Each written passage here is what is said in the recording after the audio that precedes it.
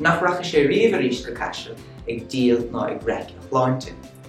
Sé is brí le REIC an seo an fup an rud céanna le díal. Sé sin nach bhfuil an Spailpi na gcéire dul agus a chláinte é gheall ar an obair a dheog sé i gcaisiil.